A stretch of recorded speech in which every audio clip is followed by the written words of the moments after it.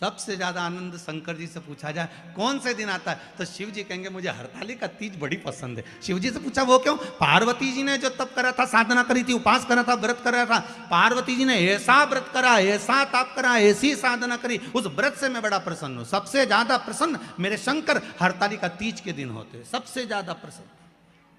और माताओं से निवेदन रहा है, बार बार कहते हैं, आप अगर हरताली का तीज का व्रत नहीं भी करते हो तो भी 5-6 वृक्ष की 7 वृक्ष की पत्तियों को तोड़कर हरताली का तीज के दिन शंकर भगवान को समर्पित कर दो। शंकर जी उस व्रत को स्वीकार कर लेते हैं, इतने प्रसन्न हो जाते हैं मेरे दिल।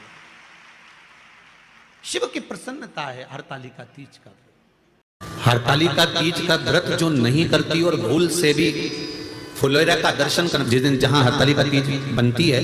केले के पत्ते के ऊपर जहां शिवलिंग बनता है उसके ऊपर जो फूल की मालाएं लटकाई जाती है या झूमर या पत्ते लटकाए जाते हैं, उसका मात्र दर्शन वो व्रत नहीं भी कर रही है, उसका उपवास नहीं है, उसकी व्रत नहीं है, उसने व्रत नहीं उठाया। किसी सहेली ने कह दिया कि नहीं नहीं तुझे मेरे यहाँ पर आज हरताली का है, तू आ जाना है, थोड़ी देर बैठना, भजन गाना, चले जाना, और भूल से तुम्हारा मन नहीं भी है, नहीं तुम्हारा मन, इसके बाद भी तुम चले गए, इसके बाद भी अगर तुम पहुंच गए वहां चले गए और केवल हरताली का तीज के उस फुलेरे का दर्शन कर लिया, नहीं है व्रत, और उस फुलेरे का दर्शन कर लिया, तो महाराज शिव महापुराण की कथा बड़ा सुंदर वर्णन करती है